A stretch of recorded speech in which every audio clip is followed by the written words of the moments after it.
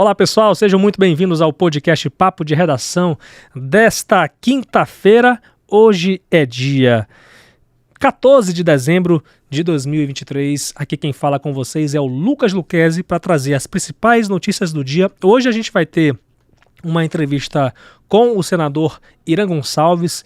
Ele estava ontem na sabatina do Senado Federal, que estava aí entrevistando sobre as qualidades do Flávio Dino para ministro do Supremo Tribunal Federal, do Paulo Gonet para a Procuradoria-Geral da República. Já já a gente traz aqui o senador Irã Gonçalves para falar um pouco do seu posicionamento a respeito disso. A gente queria, claro, trazer todos os três senadores aqui, mas a gente teve a oportunidade aqui de trazer o Irã Gonçalves para falar a respeito disso. E a gente começa o podcast de hoje convidando você a mandar o seu comentário para o 999715300 e também pela seção de comentários do canal da Folha no YouTube, minha gente. Estou passando aqui para dar uma resumida mesmo, a respeito das últimas notícias que bombaram no Grupo Folha de Comunicação. E nesta tarde a gente noticiou aqui que a Justiça manteve o secretário estadual da Segurança Pública aqui de Roraima, André Fernandes, absolvido da acusação de usar presos em obras em casa. Ele estava sendo acusado pelo Ministério Público de Roraima de improbidade administrativa. E na decisão colegiada, o desembargador relator do recurso, Almiro Padilha, disse que não verificou no pedido do MP contra a decisão de primeira instância que absolveu o André Fernandes, não verificou nessa decisão algum argumento capaz de modificar a sentença, né? Isso em relação ao argumento que o MP levou para a Justiça para poder anular essa decisão de primeira instância. Lembrando que o André Fernandes chegou a ser acusado, inclusive, de usar viaturas oficiais enviadas pelo Ministério da Justiça para uso pessoal no mês passado, e a Secretaria de Segurança Pública defendeu ele a respeito disso.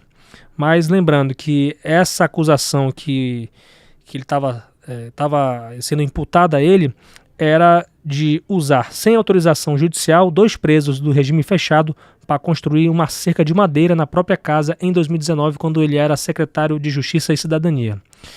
Outra notícia que está bombando no Grupo Folha de Comunicação é que o Detran vai atualizar as taxas em 2024 e uma delas, a da primeira habilitação, vai ficar quase 30% mais cara. A gente repercutiu também uma informação de que essa atualização, esse projeto de lei foi aprovado pela Assembleia Legislativa, inclusive com parecer favorável do deputado estadual Lucas Souza, que é sobrinho do governador de Roraima, Antônio Denário. E os detalhes você confere lá em folhabv.com.br. Tem também uma notícia a respeito da fronteira. Hoje está tendo uma reunião entre o ditador venezuelano Nicolás Maduro e o presidente da Guiana, Irfan Ali, e a gente está acompanhando aqui as informações que a gente tem. Inclusive, eu tenho uma fonte a respeito disso, já a gente traz no nosso grupo Folha de Comunicação, no site folhabv.com.br, as atualizações possíveis sobre essa reunião e com exclusividade aqui na Folha de Boa Vista. E por enquanto a gente está monitorando aqui o movimento na fronteira. Os prefeitos da região de fronteira apontam tranquilidade diante dessa tensão, assim como Jones Chagas de Bonfim e Winston Raposo de Normandia, municípios que fazem fronteira ali mais próximos da Guiana nesse caso, né? Tem também uma notícia no site folhabv.com.br que uma mãe foi presa suspeita de permitir abuso sexual da filha de 12 anos pelo namorado. Então, todos esses destaques você confere lá em folhabv.com.br. Bem, minha gente, eu estou aqui com o senador Irã Gonçalves, que em seu mandato ele gosta de se auto-intitular como Doutor Irã, e ele vai explicar exatamente um pouco do seu primeiro ano de mandato como senador, mas que a gente quer saber exatamente o seu posicionamento em torno da votação de ontem na sabatina que os senadores fizeram, né, em relação ao Flávio Dino e ao Paulo Gonet. E desde já desejo boas-vindas ao senador Irã aqui no nosso podcast. Senador. Ô Lucas, eu Estou muito honrado desse convite, desse podcast que é tão assistido por todos, é um sucesso, pela tua inteligência em entrevistar as pessoas que vêm aqui. E eu estou aqui à tua disposição para nós abordarmos os temas que você achar de interesse da tua audiência. Tá certo. E me convide mais vezes, que eu me sentirei muito prestigiado. Certo, senador. Vamos falar, a gente tem muitos assuntos aqui, o senhor é uma pessoa pública e intensamente cobrado, evidentemente, né? E os senadores têm sido muito cobrados nesses últimos dias, nas redes sociais, a respeito da posição em torno da indicação do Flávio Dino e do Paulo Gonet. O senhor já tinha falado que seria contra a posição, a indicação do Flávio Dino para ministro do Supremo Tribunal Federal. Eu queria que o senhor explicasse em detalhes por que essa sua posição. Bom, pois não. Eu primeiro você me perguntou sobre os dois. Eu vou responder em relação ao Dr. Paulo Gonet, porque é uma explicação até mais simples. Uhum. O Dr. Paulo Gonet é um subprocurador muito experiente, muito respeitado, muito equilibrado, um homem conservador, de uma excelente família. Aliás, tem uma filha que faz medicina na mesma faculdade que a minha filha, e eu já conhecia assim, as decisões do nosso procurador-geral interino. Ele estava como interino no TSE, e eu votei com muita tranquilidade. Eu acho que, pelo seu notório saber jurídico, sua conduta ilibada, que são pré-requisitos para que se ocupe um cargo tão importante na República, eu acho que o Dr. Paulo Gonet fará um grande trabalho no Ministério Público Federal. Em relação ao ex-ministro Flávio Dino, agora futuro ministro do Supremo, Flávio Dino ele foi 12 anos juiz federal e depois ele foi para a política. E eu, do ponto de vista de conduta, eu não tenho, como político, eu não tenho nenhum óbice em relação à atividade política dele. Aliás, ele foi deputado federal, foi governador, senador da República, foi ministro da Justiça, mas ele tem um ativismo político muito grande, que eu acho que ele não conseguiria dissociar esse ativismo político de agora com daqui a um mês, quando ele for ministro supremo, de forma que, como ele sempre se manifestou como um homem de esquerda, um comunista, e, enfim, eu achei que, salvo respeito às posições contrárias, mas votei com muita tranquilidade, inclusive antecipei meu voto, porque as pessoas cobraram muito, foi uma comoção nacional em relação à indicação do senador Flávio Dino para o Supremo. E eu sempre respondo para as pessoas, só é as pessoas olharem para a minha vida desde que eu era deputado. Eu votei no impeachment da ex-presidente Dilma, eu votei agora mesmo para acabar com decisões monocráticas no Supremo Tribunal Federal, eu votei contra a reforma tributária e recebi muita pressão, mas a vida política é na pressão o tempo todo, mas a gente tem que botar com a consciência do que é melhor para o Brasil, para Roraima, para o povo brasileiro. Então, eu acho que eu sempre procurei ter uma conduta que me honra e que me deixa muita vontade de estar em Roraima, em todos os lugares onde eu vou, porque eu tenho um reconhecimento das pessoas pelo trabalho sério que eu desenvolvo lá, como médico há 41 anos e também como político desde deputado federal. Eu procurei desempenhar meu mandato com muito denodo, com muito respeito às pessoas, principalmente aquelas que acreditaram em mim. O senhor é membro, só para reforçar aqui, o senhor é membro da Comissão de Constituição e Justiça do Senado, que justifica aí a sua presença também na sabatina de ontem, né? Independente de senadores serem ou não, eles poderiam também participar, inclusive, dessa sabatina, né? Poderiam. Mas eu queria saber do senhor, agora um pouco analisando o seu posicionamento, seu questionamento em relação aos dois. O senhor apresentou lá um questionamento a respeito do marco temporal e também das delimitações do governo federal, né, em torno aqui das novas unidades de conservação ambiental, das terras indígenas e tudo mais. O senhor se deu por satisfeito em relação às respostas dele? Não, acho que você prestou atenção em relação ao Dr. Paulo Gonet. Ele, inclusive, falou que essa decisão tem que ser feita com muita harmonia. E eu não quis me estender porque nós estávamos já às 4 horas da tarde, eu era o 25º, se não me engano, inscrito. Mas ele falou que a gente deveria decidir essa questão em harmonia, o que não aconteceu. O Supremo se arvorou a decidir sobre o marco temporal, flexibilizando a questão do marco temporal fora do limite estabelecido na Constituição de 88, e nós, por outro lado, aprovamos um projeto de lei que estabelece o marco temporal em 5 de outubro de 88, para dar segurança jurídica às pessoas que trabalham no campo e para dar segurança jurídica às comunidades indígenas também, para terem preservado seus direitos em suas terras naturais. E a falar sobre, em relação ao marco temporal, nós acabamos de derrubar o veto do marco temporal. Eu até anunciei aqui no seu programa que eu estava votando para derrubar o veto do presidente da República e derrubamos na Câmara e no Senado. Com o seu voto, inclusive. Com o meu voto. Acabei de votar e anunciei aqui do seu programa. Tá certo. Então, não houve harmonia. Quer dizer, o Supremo decidiu algo que eu acho que deveria ser uma atribuição, não deveria, é uma atribuição do parlamento. Legislar é uma prerrogativa de um parlamentar. Então, nós aprovamos agora, derrubamos o veto, vai se tornar lei. O que acontece? Os partidos de esquerda devem judicializar, entrar com uma DIN, uma ação direta de constitucionalidade, nessa lei, vai para o Supremo. Mas nesse ínterim, eu já apresentei uma PEC muito simples, que estabelece que o marco temporal para a demarcação de terra indígena é 5 de outubro de 1988, data da promulgação da nossa Constituição Cidadã. Então, ainda vai haver um embate jurídico, mas enquanto há esse embate jurídico, está valendo a lei. A lei que agora mesmo, graças a Deus, nós derrubamos o veto do presidente da República e esse projeto de lei, ele vira efetivamente lei. Assim como acabamos de derrubar aqui a desoneração de 17 setores do setor de serviço do Brasil, que são os que mais empregam.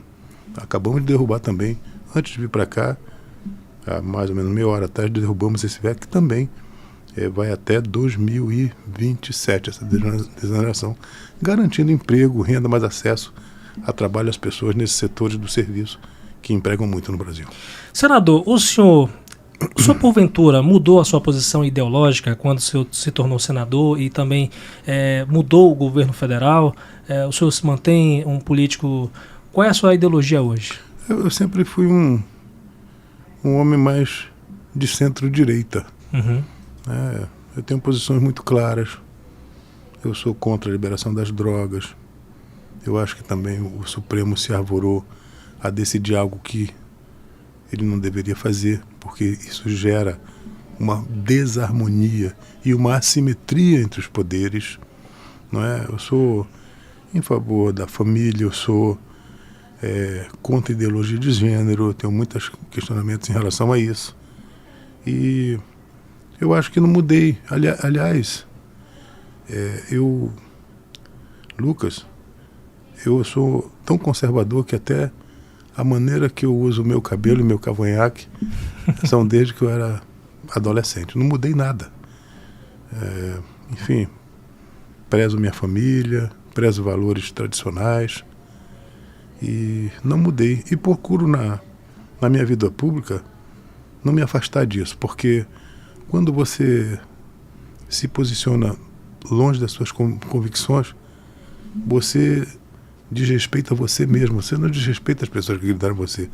Você não dorme direito em casa, você não fica em paz com a sua consciência. Então, eu acho que é fundamental que a gente coloque para as pessoas o que nós somos e que a gente possa defender aquilo que nós acreditamos. Com muita coerência, Lucas, porque é isso que dá credibilidade ao homem público. Porque quando a gente começa a ficar mudando e tergiversando em relação à sua posição por algum tipo de conveniência temporal, você termina perdendo sua credibilidade. Você vê que tem políticos que têm assim uma ascendência muito rápida e depois desaparece. Vou te dar um exemplo aqui. Nós temos uma deputada lá de São Paulo, que é a Joyce Hausmann. Ela teve mais de 1 milhão de votos. E aí ela começou a ter um comportamento um pouco diferente daquilo que ela pregou no início da vida pública. Ela no segundo mandato, ela acho que teve 11 mil votos. Ela não chegou a ser eleita, inclusive. Não chegou a ser eleita. Então eu estou dando um exemplo. Aliás, a Joyce é minha amiga e tudo. Frequentava minha casa lá e tudo. Mas quando ela mudou o seu posicionamento, ela terminou desagradando seus eleitores que acreditavam que aquele perfil que ela apresentou ao eleitorado dela durante a primeira campanha, aquelas pessoas se decepcionaram porque ela mudou o seu tipo de proposta, seu comportamento parlamentar. Então, a gente tem que ter muito cuidado com isso. Inclusive, foi o caso também do Alexandre Frota, né, também, que ele também se elegeu na bandeira do Bolsonaro e depois mudou de lado. Exatamente. Então, a gente tem que ter muito cuidado. Aliás, eu acho que política é muito mais difícil do que ser médico, viu? Porque política, você está sendo avaliado todos os dias, todos os momentos, todas as circunstâncias da tua vida, às vezes até numa situação privada da tua vida. Se você faz toma um tipo de atitude, você termina sendo julgado por aquela atitude que não tem nada a ver com política, mas aquilo transcende para a tua vida pública e pode acabar com o teu mandato, com a tua carreira. Tem que ter muito cuidado com isso. E eu tomo muita prudência, sou um homem muito prudente. Não sei se é porque, até pelo fato de ser médico, sou médico legista, eu sou oftalmologista, lido com algo que é super delicado, que é o olho. Eu aprendi a ser muito prudente, assim, pensar uns 2, 3 segundos a mais para tomar algumas decisões, entendeu? Então, é mais ou menos assim. A gente não se conhece pessoalmente, mas eu acho que você já deve ter notado como eu sou muito parcimonioso, apaziguador, mas também tenho posições claras. Você vê que eu estava te falando aqui sobre marco temporal e me veio aqui a nossa CPI das ONGs. Sim. E ficou claro ali que as ONGs, mais de 90% delas que estão na Amazônia, mais de 900, elas recebem dinheiro internacional de países que produzem muito petróleo, que devastam florestas como a Noruega. A Noruega produz petróleo e devasta floresta, faz os dois. E é quem mais dá dinheiro para o fundo da Amazônia. E usa essas pessoas para atrasar o nosso desenvolvimento aqui. Vou te dar um exemplo aqui, isso é verdade. Está lá no nosso relatório que nós entregamos para o Supremo Tribunal Federal. Uma ONG recebe 100 milhões de dólares. 80 milhões de dólares eles gastam entre os membros da ONG com passagem, diária e contratos de consultoria. Vou te dar um exemplo. Nós dois somos aqui da mesma ONG. A gente consegue um dinheiro internacional. Aí eu digo, Lucas, você está recebendo 5 mil de salário aqui, ó. Pede demissão e eu vou pedir para fazer uma consultoria contigo. Em vez de pagar 5, 10 mil para ti no salário, eu pago por cada relatório que você fizer 150, 200 mil. É isso que acontece. É por isso que eu falei para a atual ministra, a ministra do Meio Ambiente, Marina Silva. Da Marina, eu falei para ela, a senhora até pode acreditar no que a senhora conversa, mas a senhora é utilizada pelos capitais internacionais que têm interesse em nos manter subdesenvolvidos para preservar nossa riqueza para eles e não para nós, e termina causando um desserviço ao nosso país. E ela não teve argumento. Disse, ó, a senhora só vai discutir meio ambiente em Sharm el-Sheikh, que é um balneário elegante do Egito, em Dubai. Olha só, Dubai, ó, é um exemplo de agressão ao meio ambiente, trabalho escravo. Tem alguns bairros lá, Dubai é bonito, mas tem alguns bairros lá que os asiáticos vão para lá, e até da América do Sul que vão para lá para construir aqueles prédios maravilhosos, vivem em situação análoga a um escravo humano. Então, temos uma produção muito grande de hidrocarboneto, de petróleo, exporta para o mundo isso. Foram para lá, não resolveram absolutamente nada, mas todo mundo ficou em hotel 5 estrelas, gastou um dinheirão. A maior delegação do Brasil da história, 2.780 pessoas foram para lá para não resolver nada para o Brasil. Então, e ela foi eu falei para ela, a senhora vai questionar isso lá? Não vou. Não questionou nada. Aliás, Tem mais de 20 anos que ela está lá em São Paulo, e que ela nem vai na reserva Chico Mendes, que ela ajudou a criar, e que tem lá as pessoas extraindo borracha da seringueira a R$1 por dia de trabalho. Quer dizer, é uma vergonha para o nosso país. Então, essas ONGs, elas, a partir da CPI das ONGs, elas vão ter muito problema, porque os órgãos de controle do país estão de olho nelas. Senador, vamos falar um pouco sobre o seu partido. O seu partido trouxe para cá uma cúpula grande, agora acho que foi em novembro agora, o Arthur Lira, né, a ministra a Tereza Cristina, né, o Ciro Nogueira, e tem se levantado aí, pelo menos até a última informação que a gente tem, que a ex-ministra, na verdade, Tereza Cristina, é apontada como uma pré-candidata à presidência da República. Isso se mantém? Alguma coisa mudou em relação ao mês passado? Como é que está sendo essa articulação para isso? Olha, nós temos grandes quadros no nosso partido. Nosso partido tem pessoas como o Blairo Maggi, como o Ricardo Barros, que foi ministro da Saúde.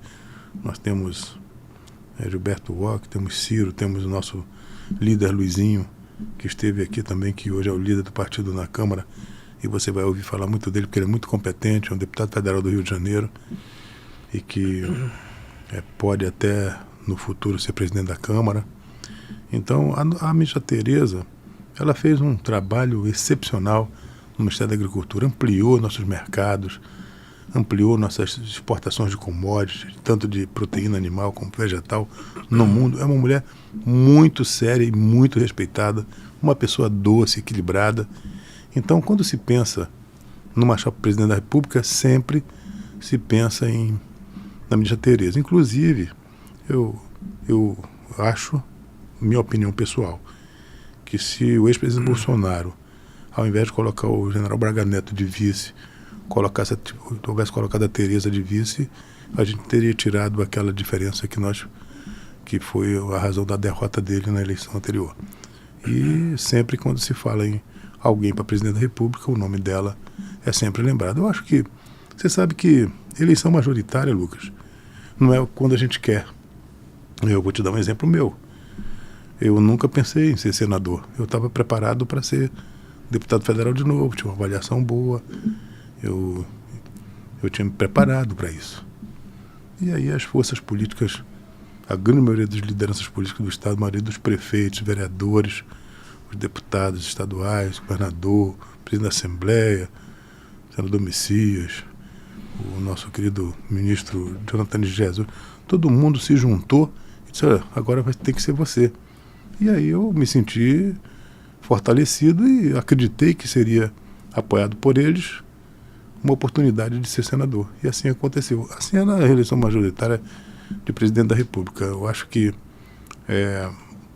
assim, no decorrer desses quase 3 anos que faltam aí para começarmos uma nova campanha, vão surgir nomes, mas sempre o nome da nossa Tereza será um nome forte. O nosso Ciro Nogueira também, que é um homem que tem uma experiência muito grande, foi chefe da Casa Civil do presidente Bolsonaro, foi um homem que deu muito equilíbrio ao governo. Você lembra que no início o governo Bolsonaro não tinha uma base muito consolidada no Congresso Nacional. O Ciro foi para lá e conduziu com muita inteligência, com muita parcimônia. É um homem também muito querido e eu acredito que sempre uma candidatura vai passar por esses partidos maiores, republicanos, progressistas, PL, União Brasil, que são partidos que têm um matiz ideológico muito semelhante e que são muito fortes no nosso país. Vamos esperar essa eleição municipal, porque a eleição municipal é a base das eleições majoritárias daqui a 3 anos. Senador, o senhor é aliado do atual governo de Roraima, né? Já há algum tempo, na verdade, e eu queria entrar aqui num assunto a respeito do que, na verdade, corresponde ao seu segmento que o senhor defende, que é a saúde. A saúde estadual, ela está passando por alguns problemas, né, em torno aí da questão do SECOM. Inclusive, essa semana anunciou que vai parar de atender os pacientes com câncer. A clínica renal, inclusive, os funcionários eles estão paralisando por conta de uma dívida que tem a clínica, o governo tem com a clínica. Eu queria que o senhor explicasse mais ou menos como é que o senhor pode tentar resolver isso, né, articular para resolver situações como essa. Bom, as pessoas que utilizam o serviço público aqui em Roraima, e eu conheço muito bem porque eu faço parte desse serviço de atendimento do SUS, porque o SUS ele tem uma parte que ela funciona dentro das unidades hospitalares e tem outra parte que são empresas que têm contrato no SUS. A minha Proftalma, a minha clínica, desde 2003, você não era nascido certamente, eu já fazia atendimento ao SUS. E a clínica renal também. O que acontece? Por uma opção da gestão, às vezes há um direcionamento de um modelo de atendimento diferente do outro. Vou explicar melhor. Todo mundo sabe que o novo HGR, a estrutura, toda a parte de atendimento, o grande trauma, tudo melhorou. Eu vou lá. No grande trauma o grande trauma era uma vergonha. E eu inclusive coloquei emenda lá para a gente fazer um grande trauma muito moderno, super equipado, tudo monitores novos. Se você for lá, aonde a pessoa entra, quando ela está numa emergência para se preservar a vida dela, ela entra ali, ela tem todo o suporte. Muito bacana. Novo HGR também ficou muito bom, estrutura boa, funciona bem e tudo. Maternidade está ruim por quê? Porque é um hospital de campanha. Está sendo feita uma nova maternidade no centro da cidade e eu coloquei recurso para fazer uma outra maternidade lá no Pintolândia. Está terminando o projeto, vai ter licitação e logo vai começar a ser construída. Coloquei também, agora mesmo, recurso na ordem de 30 milhões para a gente fazer um hospital de traumatologia também lá na Zona Oeste. Por quê? Porque nós temos cerca de 25 a 30 acidentes de moto por dia aqui em Boa Vista. A gente fala isso todo dia aqui. Não é verdade? Uhum. E muitas dessas pessoas, por mais que o governo tenha uma empresa terceirizada que faz centenas de cirurgias ortopédicas todo mês, a demanda é maior do que a capacidade de resolver os problemas. Então, muita gente fica na fila precisando de uma prótese quadril, de uma prótese de joelho, alguma cirurgia ortopédica, e tratamento fora de domicílio exige vaga em outros lugares. E nos outros lugares também, acidente de trânsito é um grande problema. Então, eu, vendo essa realidade, trouxe recursos para a gente fazer um hospital de trauma aqui. Essa questão da terceirização de hemodiálise, terceirização de outros procedimentos, você vê que tem o Lote Iris também, tem uma parte terceirizada no hospital de retaguarda também importante. Isso, eu acho que essa questão do pagamento dessa empresa eu não tenho conhecimento para te dar aqui. Era bom que você conversasse com a doutora Cecília, que é a secretária de saúde, para ela te explicar. Eventualmente ela pode ter definido de colocar uma estrutura de hemodiálise dentro de uma unidade do governo, ela pode ter avaliado que é mais econômico, enfim. Isso depende muito do gestor. Vou te dar um exemplo do nosso caso. Aliás, dizem até que eu teria um contrato de, 36 milhões. 56 milhões, eu acho. Nossa, seria tão bom. Não precisava nem ser nada. Mas não é nada disso, não tem nada disso. A gente opera, Lucas, só de cirurgia de catarata, mais de 500, vejam bem, mais de 500 cirurgias mês. Não tem fila de cirurgia de catarata no nosso estado. E a gente faz todos os exames complexos. E agora mesmo, a gente não fazia cirurgia de retina pelo Sistema Único de Saúde, porque é uma cirurgia muito cara e a tabela SUS tem 20 anos que... Você sabe quanto é o valor de uma consulta oftalmológica, uma consulta de especialidade pelo SUS, Lucas? Pelo SUS? Não tenho muita ideia não, assim. R$10. Entra no Google, no Ministério da Saúde, você vai ver. Eu achei que eram bem mais. Bom, então a gente a tabela SUS ela é muito Baixa. fora da realidade. Uhum. Então a gente negocia com o governo, porque a nossa atividade, a nossa atividade médica de saúde, ela é tripactuada. O SUS ele é federal, estadual e municipal. Então, quando a gente vai prestar serviço ao SUS, o governo paga uma parte, o estado paga uma parte e o município paga uma parte. E a gente negocia isso, é homologado no Conselho Estadual de Saúde, para que a gente possa trabalhar. Então, aqueles que acham que a gente ganha muito dinheiro no SUS, não é verdade. O que a gente ganha é um volume maior, não é nenhum por cento disso que falou aí, tá? A gente, um faturamento de 200, 300 mil por mês, mas o número de cirurgias, de exames e de cirurgias complexas que se faz é muito grande, é maior do que muitos lugares maiores no Brasil. A gente trabalha muito lá. Então, esse modelo de atendimento, por exemplo, a Secretaria de Saúde ela pode decidir assim: bom, está muito caro, eu vou colocar um serviço de oftalmologia dentro do hospital HGR, contratar lá uns 10 médicos, comprar lasers, esses aparelhos imensos que a gente compra, que são caríssimos, que tem muita manutenção, não sei o quê, colocar lá. Já se tentou isso aqui, porque eu estou aqui há muito tempo.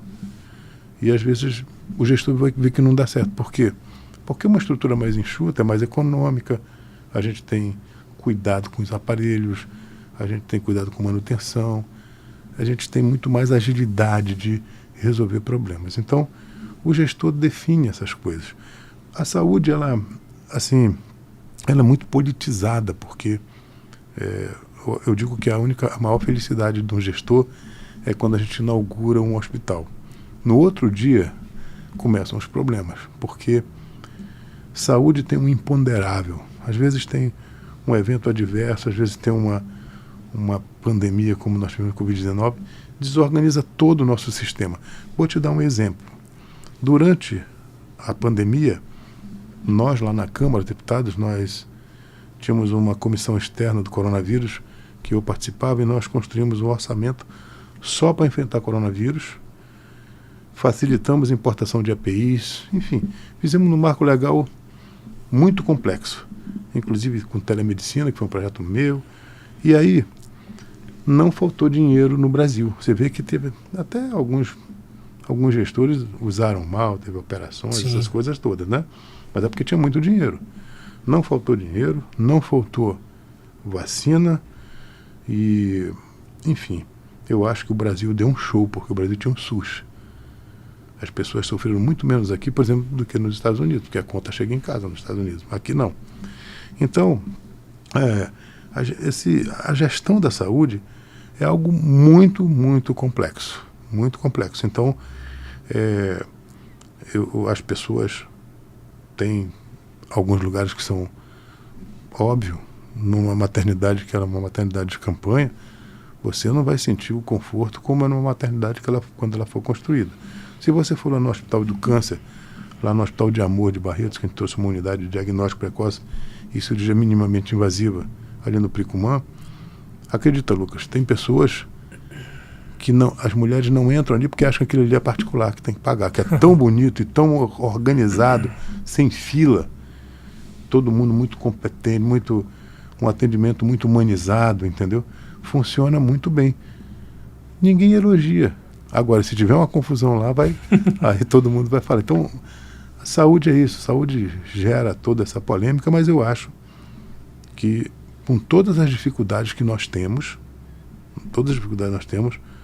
a saúde está melhorando. Não, só é você ir nas estruturas, e eu não te digo só na estrutura do governo, mas estruturas municipais, nos municípios mesmo, não só no município de Boa Vista, mas nos municípios do interior.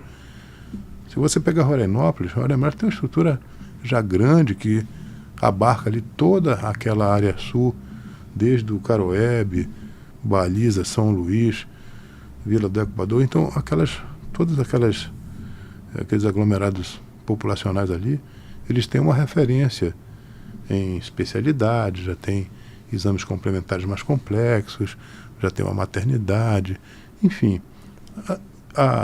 O nosso sistema de saúde ele vai se aperfeiçoando, e nós temos um pouco mais de 30 anos só de SUS. O SUS ele continua sendo um desafio para nós, porque é um modelo que ele tem um tripé pétreo que gera toda essa falta de programação, porque o SUS pressupõe integralidade, equidade e universalidade. Um venezuelano que chega aqui, ele igualmente a você, que quando compra o teu café, o leite, o pão, de manhã cedo, e você paga imposto naquilo que você está comendo, o venezuelano vem para cá, come fruto dos nossos impostos, vive fruto dos nossos impostos na pressão acolhida. E ele vai para o hospital, ele vai para a nossa clínica, e ele tem o mesmo direito que tu. Exato. Isso é a lei do SUS. A gente não colocou isso no nosso orçamento. Então tem essas imprevisibilidades. E eu acho que com tudo isso que a gente viveu aqui em termos de fechamento de garimpo, porque as pessoas vieram para a cidade, essa tragédia humanitária causada por esse presidente tirano aí do nosso lado, que gerou um êxodo de mais de 6 milhões de pessoas a vagar pelo mundo, e 10% dessas pessoas, 10% da nossa população é venezuelana que vive nessa situação. Mesmo assim a gente consegue viver numa cidade relativamente tranquila. Então, eu acho que mais do que a gente criticar, é a gente procurar resolver problemas. E nós temos uma bancada, Lucas, assim, que traz muito recurso para cá. Não é um melhor que o outro. Aliás, aqui já teve esse negócio de querer ser o protagonista de tudo. Não dá certo. Então, a gente divide tarefas, todo mundo trabalha muito, todo mundo defende lá seus municípios, seus segmentos, mas quando é para lutar por Roraima, está todo mundo unido lá, e você vê que o resultado é muito bom. Por exemplo, vou te dar um exemplo assim, questão do enquadramento de servidores na União do ex-território, né? Passamos aqui 24 anos, tinha um político aqui que dizia que resolvia tudo, enquadrou 220 pessoas em 24 anos. Nós já temos quase 3 mil pessoas enquadradas nesse tempo que a gente está lá. Não é o Irã que fez isso, é a bancada. A bancada que dá apoio às pessoas, vai atrás de documentos, de certidões que precisam para as pessoas serem enquadradas, e dá todo o apoio para que isso aconteça. E cobra do governo aquilo que é lei, que nós aprovamos. Então, é assim que a gente vai evoluindo como sociedade. Então, eu fico muito à vontade de dizer que eu gasto muito da minha energia, e todos os que estão lá são trabalhadores, cada um defendendo as suas bandeiras, mas com um compromisso maior, que é o compromisso do nosso Estado. Senador, a gente já estourou bastante nosso tempo aqui, mas eu queria que o senhor destacasse em uma resposta à minha pergunta, né? O que em um ano o Estado de Roraima ganhou como o senhor, como senador? Muito bem. Uma SEGAD nova, uma Feira do Passarão nova, um IML novo, 177 pontes em Iracema, mercado, feira, pavimentação, iluminação pública. Isso em todos os municípios. Agora mesmo coloquei mais de 5 milhões de reais em UBS, em equipamentos para a saúde em todos os municípios. Enfim, melhoramento de vicinais. Agora mesmo estamos fazendo uma recuperação imensa de vicinal na 27 lá do Baliza, e nós estamos, aonde você for nesse estado, agora mesmo nós vamos começar uma obra muito legal, que é um portal e um mirante no Paiva, lá no Tepequém, também é um resultado do nosso trabalho. E do ponto de vista nacional, a política do câncer no Brasil ela não tinha lei, e se você for pesquisar, você vai ver que esse mês eu relatei um projeto de lei que foi aprovado no Senado, já vira lei, foi para promulgação, que estabelece toda uma política de câncer no Brasil, de tratamento de câncer no país. Algo muito moderno, que vai impactar na vida dos brasileiros de uma maneira geral e de Roraima de uma maneira particular. Agora mesmo, nós conseguimos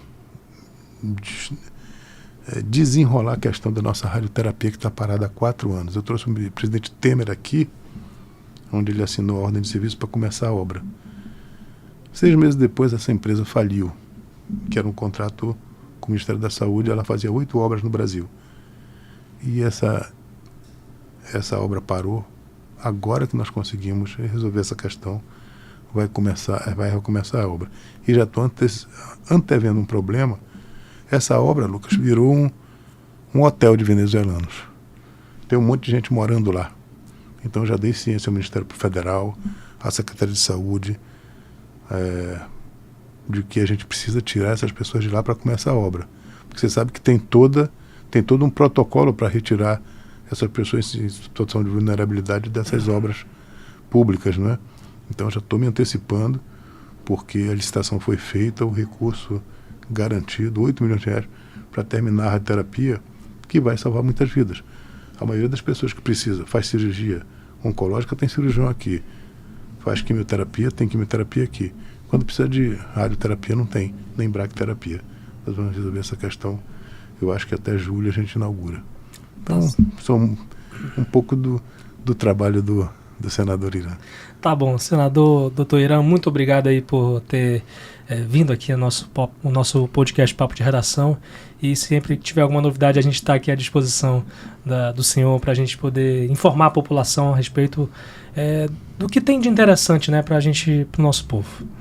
Desculpa eu falar muito, é porque você demorou muito a me convidar e eu tive que aproveitar que você me convidou só uma vez, já está terminando, eu quis fazer uma fala mais longa. Mas muito obrigado, viu, Lucas, pelo carinho, atenção, pela competência e inteligência com que você faz esse programa. Parabéns a você, ao Grupo Folha, e quero aproveitar aqui para desejar um Feliz Natal para você, para sua família, para todos aqui da redação e para todos os seus incontáveis telespectadores, não sei como é que a gente... Ouvintes também. Ouvintes, enfim. A todos que nos assistem aqui, um grande abraço, que tenham um ano novo venturoso. Deus os abençoe. Bem, minha gente, com essa entrevista, a gente encerra o Papo de Redação de hoje com os trabalhos técnicos de Rio Ferreira, Fabiano Lopes, John Hudson, Atuan Figueiredo. Siga as nossas redes sociais no Instagram, no Facebook e no X, o antigo Twitter, como @FolhaBV. Tem a minha rede social também, @LucasLuquezzi, LUCKEZE, para você conferir os bastidores aqui do Papo de Redação e também falar comigo sobre as pautas que a gente aborda aqui, né? Se você quer demonstrar sua opinião, sua crítica construtiva, é sempre bom a gente receber um retorno aí do público, né? Dos nossos ouvintes, dos nossos telespectadores também. Claro, a gente está aberto aqui a sugestões de matérias e de entrevistas. Nesse espaço é todo seu, minha gente. Muito obrigado, galera. Até amanhã, se Deus quiser.